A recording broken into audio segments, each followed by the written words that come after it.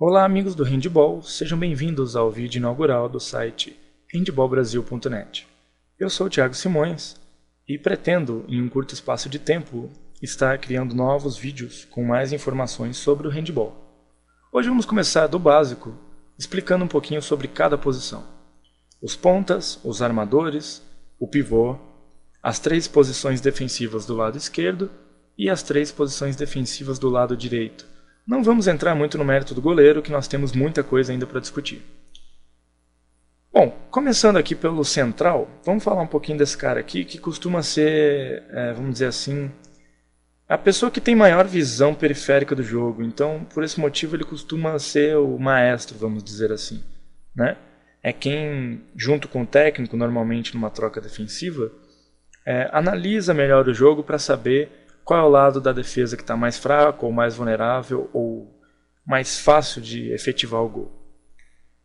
Armador central, a característica principal dele é a inteligência, nem tanto força. Pelo contrário, se você tem um central muito forte, você vai ter um jogo muito feio, né? Normalmente não é ele quem faz a maioria dos gols, mas sim é ele que consegue enxergar os melhores espaços e, dentro do tático que o time treina, identificar qual é a melhor jogada ou o que fazer, né, para estar efetivando com maior eficiência esse gol. Isso é uma coisa que a gente vai estar discutindo ainda, né? A jogada ela é uma alternativa para você estar fazendo o gol. Isso é uma coisa que muitas equipes ainda confundem demais. Mas hoje eu queria falar mesmo só das características dos jogadores. O chute do central ele tem que ser um chute rápido, porque normalmente sai muito chute apoiado, né? Um chute apoiado daqui, ou enfim, de onde ele estiver. E costuma ser um jogador de não ter muito peso, né? Não ter muita massa. Costuma ser mais um jogador mais ágil, com rápidas mudanças de direções, né? E percepção de jogo mesmo. Existe uma sintonia muito grande entre esse jogador que está aqui com esse jogador que está aqui embaixo, que é o pivô. É necessário que o pivô seja também um jogador de muita inteligência, tá? Para estar sempre sintonizado com o central, porque a maioria dos gols acontece com um bom posicionamento do pivô ou a boa mudança de posicionamento de um pivô. Então, cada um tem seu papel muito importante dentro do time. Mas vamos dizer assim que os papéis de inteligência ficam aqui em cima. Lógico, todos os jogadores necessitam ser muito inteligentes e ter uma sintonia grande.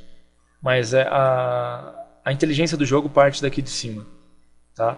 Dos armadores. Então, como vocês podem ver, existe a legenda. PE, ponta esquerda, AE, armador esquerdo, AC, armador central, AD, armador direito, PD, ponta direita, P, pivô. Então, ainda falando sobre o ataque,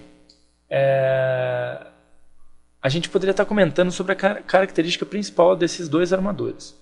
Normalmente são jogadores muito altos, né? Na nossa realidade aqui no Brasil, jogadores em média de 1,78 para 1,96, depende muito da região, né? No sul a gente tem incidência de jogadores mais altos, né?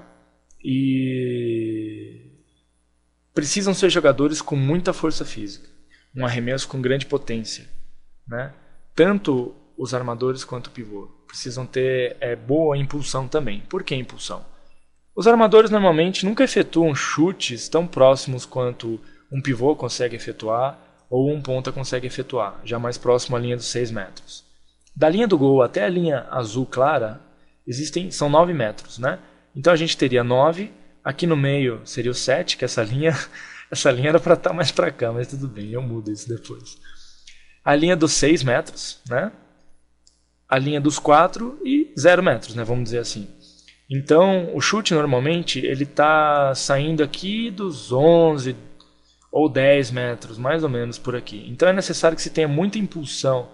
Lembrando, impulsão vertical, tá? Não impulsão horizontal, porque senão acaba chocando aqui na barreira, né? Esses armadores necessitam de uma grande impulsão vertical para estar conseguindo arremessar essa bola. Lógico que depende muito da inteligência do jogador. Finta boba, arremesso apoiado, enfim, tudo é válido, né? De acordo com o que está se passando pela defesa. Vale lembrar também que cada um dos armadores tem uma característica diferente de arremesso. Normalmente o armador esquerdo ele é destro, né? O que facilita para ele o chute em ângulo longo ou mudança para ângulo curto, tá certo? Como assim também o armador direito, com as mesmas características de força, impulsão, etc., é canhoto, na maioria das vezes, para facilitar também o arremesso no longo e curto, mudanças rápidas, tá? Logicamente, para você ter um time mais completo, você precisa também de um ponta esquerda destro, que não é fácil, né? Aliás, não é difícil de conseguir, e o que não é muito, né, fácil conseguir é um ponta direita canhoto. Normalmente você sempre tem um inventado ali, um cara que se esforçou porque queria um lugar no time, virou canhoto, né?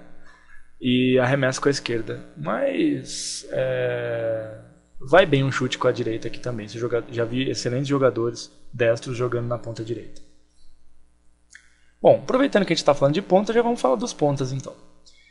Os pontas são jogadores normalmente que têm um biotipo bem, vamos dizer assim, magro, né? Pouca massa e muita agilidade e explosão. Que são os jogadores que chegam primeiro no ataque. Por exemplo, vamos supor que o central venha para cá, fez um chute, o goleiro defendeu. Imaginem que esses dois que estão na 1 aqui são os pontas. Eles são os primeiros a sair correndo, né, em explosão para o contra-ataque, para estar recebendo um contra-ataque aqui, né, direto, tá, desse goleiro. Então precisa de muita agilidade para isso, né? Então os pontas são jogadores muito, muito velozes, que necessitam de muita explosão, né, tanto para estar efetuando esse contra-ataque quanto para estar alcançando o maior ângulo possível, né? Normalmente eles recebem bola com pouco ângulo e precisam abrir um ângulo aqui para estar efetuando esse arremesso. Como eu comentei, os pontas são os jogadores da precisão, treinam excessivamente chute para o gol, porque teoricamente a gente fala que ponta e pivô não pode errar gol. Se está na cara do gol tem que fazer.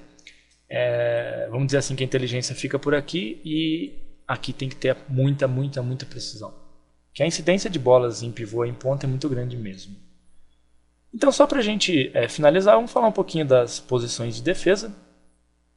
Vocês podem ver que está bem simples de entender. Imagine que exista uma linha dividindo o centro da quadra. Então eu estou dentro da quadra, ok? Aqui. Então vocês já vão entender quando vocês ouvirem de dentro para fora. De dentro para fora. Tá certo? Então, por exemplo, eu tenho 3 posições, que seriam a 1 mais na extremidade das pontas, a 2 que é na altura dos meias, e a 3, as posições 3 que são as pessoas que ficam na base. As 3 são chamadas de base, isso aqui é a base da defesa. Esses homens aqui têm que ser homens muito ativos, que falem muito, junto com o goleiro, claro, e que chamem a defesa para cima dos caras, né? Essa é a base que também vai estar enxergando tudo que está acontecendo aqui e tem que puxar esses caras para a troca defensiva. Na iniciação é muito comum você ver aquela marcação 1 para 1, onde esse cara vai e o outro vai atrás, né, marcando. Mas como a gente consegue um pouco mais de competitividade, um pouco mais de ciência do que está fazendo, é necessário muita cobertura. Por exemplo, se o central vier para cá e fizer uma finta para fora, né? Fintou para fora, esse cara não vai ficar marcando o pivô, ele vai ter que pegar esse cara aqui antes que ele entre nos 9. Obviamente, esse outro jogador vai ter que cobrir. Por isso que necessita de muita comunicação entre eles. Tá joia? É simples, né? Teoricamente simples de entender. Só que precisa ser muito bem treinado, porque isso precisa de uma sintonia muito grande. Tá? Então, por exemplo, vamos falar um pouquinho de posicionamento. Quando o central fala para o pivô fica entre as 3. Ele vai ficar entre as 3, que é no meio da quadra. Pivô na 3 para dentro, aí ele aponta o lado esquerdo. O pivô vai parar aqui. Pivô na 3 para o lado direito. Para dentro, né? Vai ficar aqui. Por exemplo, na 3 para fora, lado direito, vai ser aqui. Entre a 2 e a 3 no lado direito, aqui. Entre a 2 e a 1 no lado direito, aqui. Na 2 para fora, vai ser aqui. Na 2 para dentro, aqui.